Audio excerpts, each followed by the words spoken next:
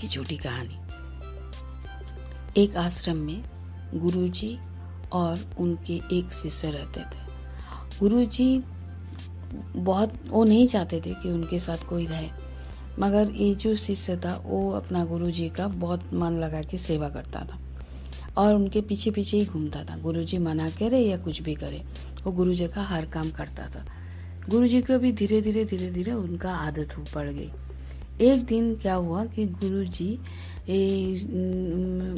सब काम गुरुजी का वो कर देता था। सुबह से उनका सफाई करना, उनके लिए खाना का इंतजाम करना, उनका कुटिया का ध्यान रखना, फल मूल लाना, सब कुछ वही करता था। रात को सोने से पहले गुरुजी का पैर दबाना, इतना कुछ करता था कि धीरे धीरे गुरुजी का उसका आदत पड़ गई थी। गुरुजी उससे प्यार करने लगे थे और उसको थोड़ी थोड़ी शिक्षा भी देने लग गए थे। वो भी बहुत खुशी से गुरुजी का हर काम करता था। एक दिन गुरुजी बैठे बैठे क्या सोचे, वो बहुत परम ज्ञानी थे, वो कुछ भी भूत भविष्य सब देख सकते थे। उन्होंने क्या किया कि बोला आज मैं देखता हूँ कि इसका भविष्य में क्या है। तो वो बैठे बैठे वो देखने लगे। जैसे देखे तो उन्होंने देखा कि कुछ ही दिनों के अंदर 3-4 दिन के अंदर ही इसकी मौत लिखी हुई है। ये देख के गुरुजी को बहुत दुख हुआ क्योंकि उसके साथ लगाव हो गया। दूसरा दिन पता नहीं क्या हुआ, उनका शिष्य बोले वो गुरुजी ने बोला कि अगर तुम्हारा कहीं जाने का या कुछ करने का शौक है तो तुम जा सकते हो। तो बोला नहीं गुरुजी, मुझे कहीं तो जाने का शौक नहीं, मुझे आपको छोड़ के, क्योंकि आप कुछ भी नहीं कर सकते हो, मैं आपको छोड़ के नहीं जाऊंगा। तो मगर मुझे थोड़ा घर जाने का बहुत मन है। तो बोला ठीक है, तो एक काम करो, कल सुबह तुम अपना घर चले जाओ। बोला नहीं गुरुजी, फिर आपको बहुत मुश्किल होगी। बोला नहीं तुम जाओ, मैं अपना संभाल लूंगा। तो क्या बोलता ठीक है गुरुजी, तब आप कुछ भी मत कीजिएगा, जितना जरूरत है उतना काम कीजिएगा और मैं 4-5 दिन में जरूर लौट के 5 दिन में मैं जरूर लौट के आ जाऊंगा। गुरुजी ने बोला हाँ। मगर गुरुजी बहुत दुखी थे। गुरुजी जब वो जा रहा था उसको जोर से गले लगाया, उसको बहुत आशीर्वाद दिया और उनका आंखों से आंसू गिर गया और फिर वो चला गया शिष्य। और फिर जाते जाते वो उनका जो गांव था उसको क्रॉस करने के लिए एक नदी क्रॉस करनी पड़ती थी। तो नदी के सामने देखा कि एक चींटी का टीला है और देखा कि नदी में पानी का उफान आ रहा।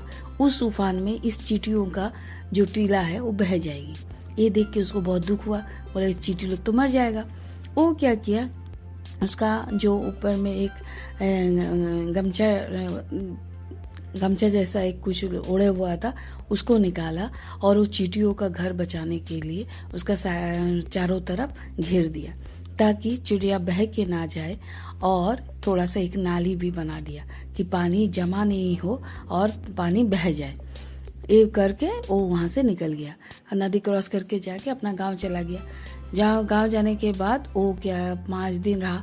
5 दिन के दिन वो नहीं लौटा। 6 दिन के दिन उसको याद आया, वहाँ अच्छा लगने लगा था, याद आया कि गुरुजी तो अकेले कुछ भी नहीं कर पाएंगे, मुझे जाना है बोल के अपना घर में अपने मम्मी पापा सबसे इजाजत लेके वहाँ से वापस आया।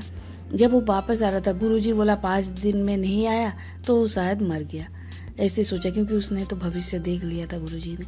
फिर देखा कि दूर से कोई एक जन आ रहा, उसको गुरुजी को लगा ये कौन है, गुरुजी को समझ में नहीं आया। जब वो पास में आया उस लड़का को अपना शिष्य को देखा तो उसका गले लगा लिया, गले लगा के फिर वो कुछ नहीं बोले। फिर वो ध्यान में बैठ गया और देखे कि क्या हुआ, जो वो उसका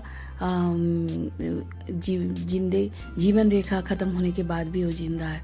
तो जब उन्होंने ध्यान में देखा तो देख रहे हैं कि उनका शिष्य ने चींटियों का जो झुंड था उसको जो बचाया था, इतनी सी चींटी बच गई थी जिसकी वजह से उन लोगों का दुआ से इसका जान बच गई। गुरुजी वो देख के बहुत खुश हो गए और उन्होंने मन में सोचा कि आप अगर किसी का भी भला करो तो कोई भी प्राणी हो, भगवान उसके बदले में आपके साथ भी बहुत भला करता है। इसीलिए सबका भला करते जाओ और बाकी सब भगवान पे छोड़ दो, वो सबका अच्छा करेंगे। धन्यवाद।